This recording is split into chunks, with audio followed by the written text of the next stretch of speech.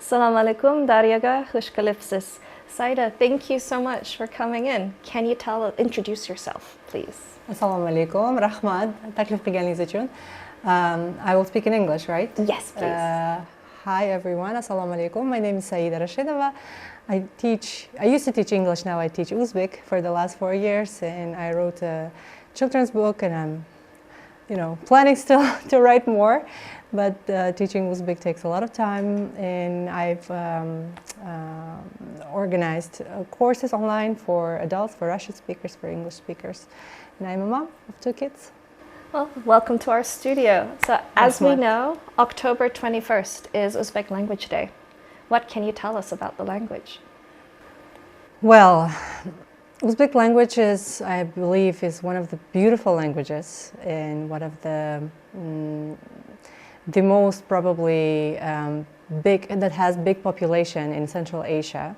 And it comes maybe second after Turkish. If we take all Turkic languages together, and the most popular would be Turkish, and the second, if we look at the numbers. We don't have exact numbers. We can estimate that Uzbek is on the second place.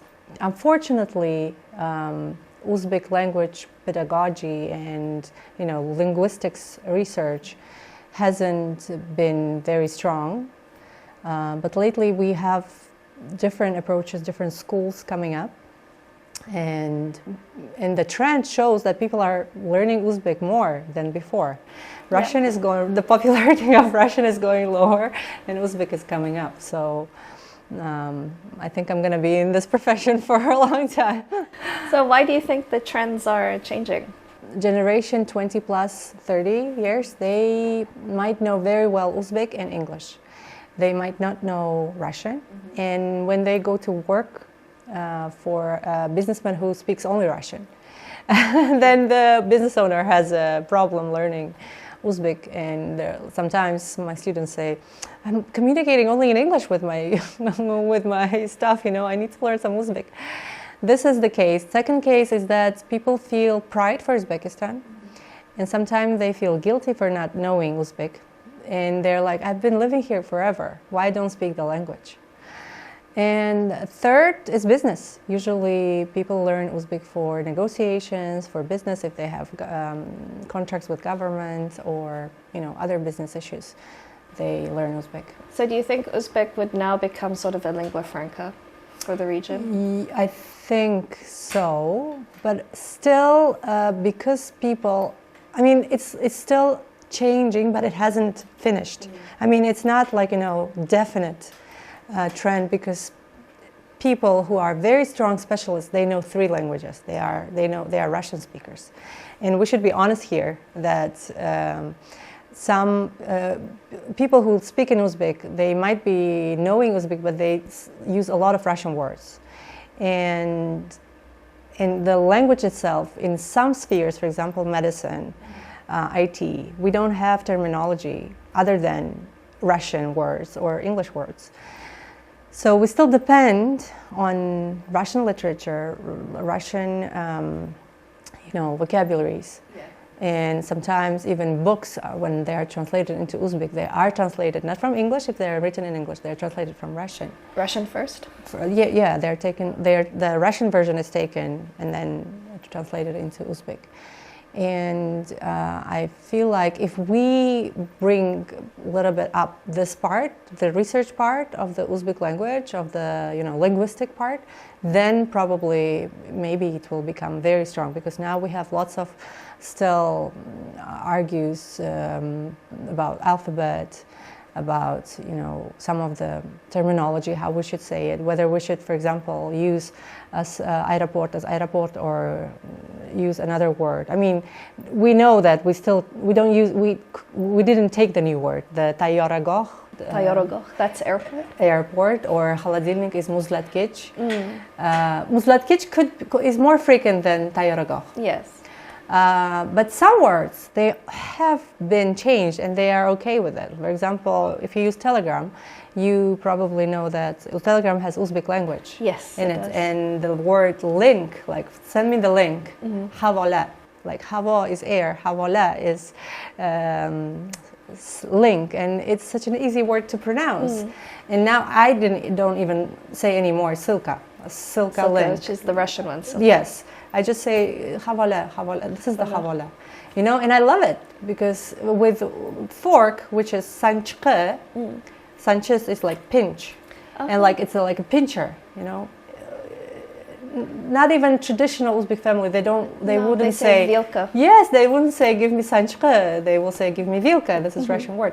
So I believe like Uzbek will forever probably have lots of words from Tajik, lots of words from Arabic language, and lots of words from Russian. Like even airport, Tayyara. In Arabic, it's also tayara. Oh, I see. Yeah. So and it exists, right, in Arabic. So yeah, my name is Arabic actually. Saida. Saad is happiness, I believe.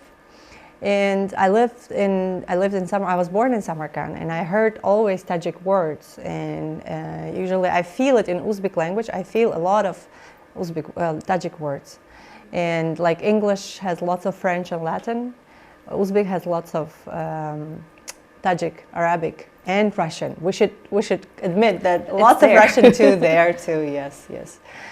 But I really wanted to, you know, so we would move on, accepting this, all three, accepting that we had long transition from Cyrillic to Latin, so we could move on, leave these behind, and just move on and, you know, work on, like, you know, corpus works, like statistics, what are the like levels, and when we will have that, then Uzbek will be so much stronger. And we still like it.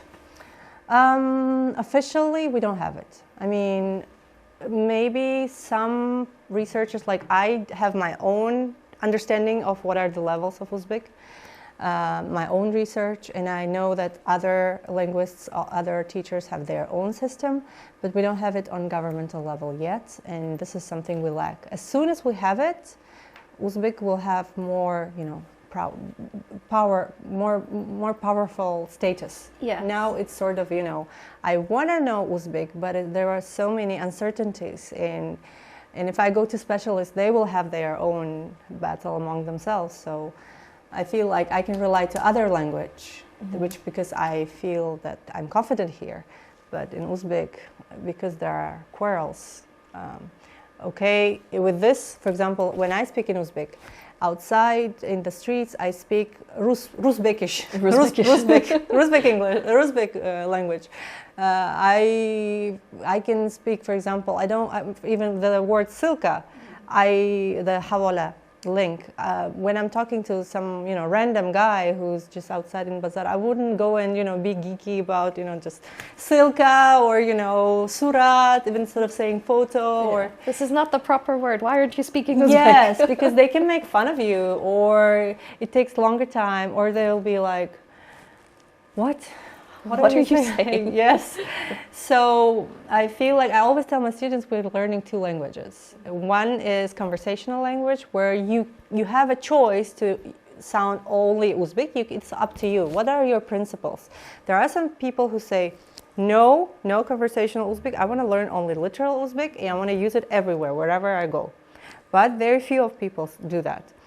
To my students, I say, even if you don't speak that, you need to learn how to understand that, because people speak that way. So this is our reality. We have to know to learn two languages. One when we are giving interviews, or we are writing in articles, or we are writing a post on social media. The second one is when we are buying stuff at the in bazaar. Yes. So for the language itself, is there, like in English, there's like an official version of it as opposed to the colloquial? Some people have said like the Andijan dialect is the most literal one. Yeah. Recently I talked to one teacher, Uzbek language teacher, and I said I believe that Margilan, and not Andijan, Margilan and area around Margilan, they speak literal Uzbek, and I feel like it's the most, like if the capital was there, we wouldn't have to learn two languages. He said this is a stereotype, because even in Margilan they have their own dialect too. And only because the verb kelyapman, I'm coming, in Tashkent sounds kelvamman, Vomman, doesn't mean that they speak pure Uzbek and we don't. The most closest to literal Uzbek is Tashkent dialect. The Tashkent dialect. When he said that, I was like, wow. Like in my lessons, I keep saying Tashkent dialect is this and literate is Margalan, you know? And again, we need a research on this. I wish if I had more time, I would, travel around the cities of Uzbekistan and I would collect sort of evidence of different dialects. One of my assistants, she's from Kashkadarya, and she speaks like a person from Margilan. She never says man is me, I. She never says man, like in Tashkent. She says men, the way we spell it. Men, kelyap man. I'm like, where are you from? And she studies in Tashkent. Her language never changed. Like she didn't adapt it. Yes, and she's like, I'm from Kashkadarya. I'm like, in Kashkadarya they speak like literally, of course. Like, okay. And again, another surprise. And I believe that, like, the dialect in Khorazm region, very, very sort of, it looks like Turkish, Azerbaijani, Turkmen, because they all belong to another subgroup of Turkic families. Yes. And Khorazm dialect is very, very different. Even for me, it's very hard to understand it, like for anyone. But we accepted Tashkent dialect. Not Tashkent, like they say northern area language is the universal for all dialects, and it is literate. But I have noticed one thing, that lately the literate language which exists in president speeches or in articles, it's so much not artificial, it is so complicated. Yes. And for the last 7-10 years, we have a new, I've signed up for new journalists, new publications who speak very light Uzbek. It's not conversational like in the streets, in Bazaar. But it's not super academic. Yes. It's somewhere in between, and it's so light. And it can be, those topics that they raise, like social, politics, economic, anything, like, anything that is happening on a country level. And they are very deep problems. They are delivered in such light way, and I'm like, I don't want to hear this, I want to hear this, because I feel like if we had levels, this could be something in between, like from super simple to super hard. This could be, and I feel like there's a new generation of journalists or influencers, media, who are bringing the updated version of Uzbek. Yeah. So that's why I'm saying we're still going there. We're still transitioning. Evolving. Uzbek is changing. Oh, how do you kind of predict the future of the Uzbek? language? Yeah.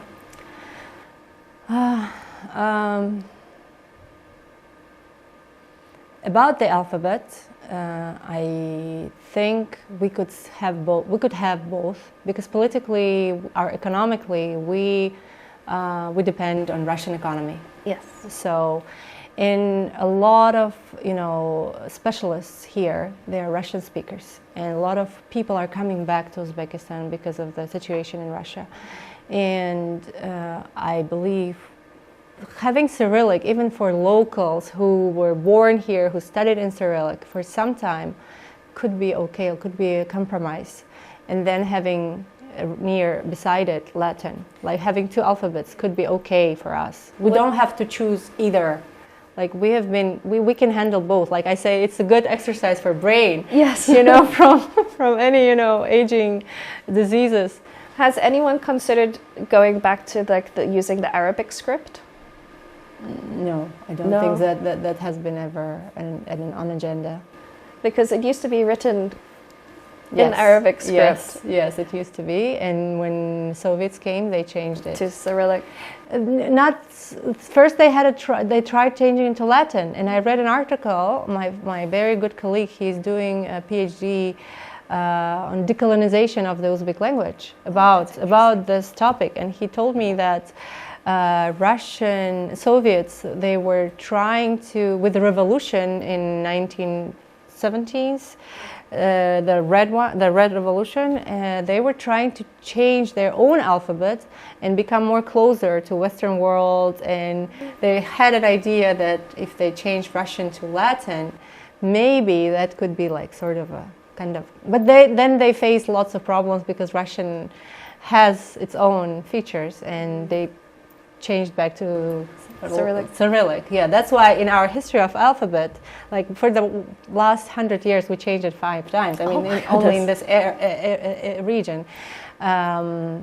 We have Arabic, we have Latin, and then Cyrillic, and then Latin again. Yeah. So, so I feel like if this is our Peshona, this is our, fortune, this is what we have, then let us have it both. It's like, when you're texting, you have a choice to either type in Russian or in Cyrillic or in Latin, and I feel like very powerful when I can do both very good, and I'm, my brain is working in very high regime doing, capacity. Yes. And when my students come and ask me which one to choose, which one you recommend, I always say both. But my materials are in Latin. Mm-hmm. And about the rest, I feel like but this is my honest opinion, no offense to any other people who are trying their best to develop Uzbek language. I feel we need new people in development of Uzbek language, or we need new experts who we could invite and we could work with them. And for example, Azerbaijan, they moved from Cyrillic to Latin for 7 years. Now they're developing their language too, and it got really high status. Turkey also. I mean, we could invite neighboring countries who had a good experience, because Uzbek is very close to Uyghur. In other languages, they represent other subgroups. Uzbek subgroup only has 2 languages, Uzbek and Uyghur, and both of us, we have political, affairs like with the language. Yeah. We have to. We don't have our strong willpower, like political power. Yes. Willpower. So I believe if we had either invited people who had an experience, who could say, okay, this is what we did. These are our results. Maybe you could try this. Yeah. Or people who are in charge, they just need to decide and risk. Do it, yeah. Otherwise, and the most important job we need to do is levels, because that's very, very fundamental, and that's sort of like when I try to do my own research, I'm like, I feel like I'm inventing a vehicle, this is such a global work, and I feel like there are so many out there researchers who maybe started already, maybe finish their research, or we could unite, or I could just, I don't even have to do it. But without it, you cannot work. And I'm like, I still have to do it my own way. And I don't know how long it will take me. For the last 3 years, I've been teaching only Uzbek for beginners, and for myself, to know what's the beginner level was the experience in TIS when I was a teacher of English, and I was teaching Koreans, Russian speakers, or other nationalities English, and my main mission was to teach them survival language. Yes. And when you unpack survival language, you understand what comes inside. And I just took that principle and applied here. That's what I know when beginner level finishes. Now I'm doing the second level, and I don't know where it finishes, because I made a list of topics. I decided that this is what we should talk about, but this is my second group I'm doing, and I feel like I will upgrade the program more, or the more I teach, the more I will know. Yes. Exactly. And then maybe I'll know the third level probably. But it's constantly adapting and changing as you even teach in the lesson. Yes, I agree. But maybe I could work about the on the methodology of the lesson itself, rather than the big program. Yeah. this is, I mean, I realize this is my own responsibility, my own choice. No one is forcing me. So I just, sometimes when I'm tired, I complain and I feel like, oh, I wish that was ready. Why is no one doing it? Why no one doing it? Yeah. Well, I have a final question to ask you. What will you be doing on the Uzbek Language Day? Oh, this year, usually I don't do anything. I usually just invite my students to sing a song and we just, record it on video and spread it. This year, I actually want to meet my students and in Human House on October 21st. We'll be having, a community of Uzbek language lovers who will sing. I will have a contest, prizes for people who are speaking. Those we'll play Kahoot probably.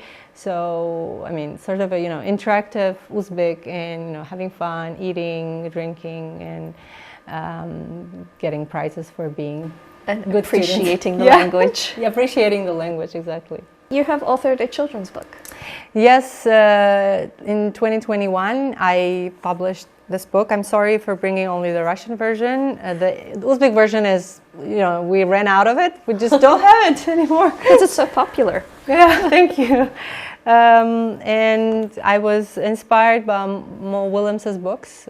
Children, they were about two heroes and, just people, two heroes just talking, like white, not overwhelming pictures. And it's about local heads. And in the beginning, this is Uzbekistan, they have no idea where they belong. And in the end, they are just right where they each represent, like each of them represent a specific region of Uzbekistan.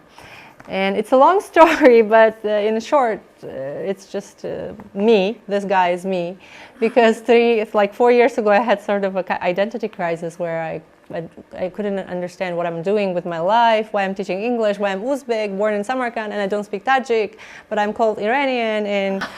And I looked at this head and I said, we just look alike because you're sort of Uzbek, sort of modern, uncertain. Yes, hybrid. So yeah, this is a story about that every person is unique no matter how hybrid yes he or she is. Oh, I look forward to reading it. Rahmat, yeah, this is for you actually. Thank you. And where can everyone buy them from?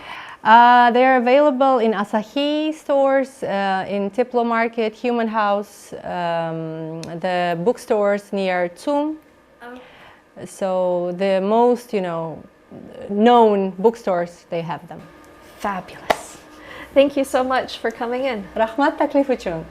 Arzumaydi. Daryo Uz intervyulariga like bosing. Albatta bu intervyumizga ham sharhlarda, kommentariyalarda fikringizni qoldiring. Please like and comment Daryo Uz publications and especially this one. Rahmat.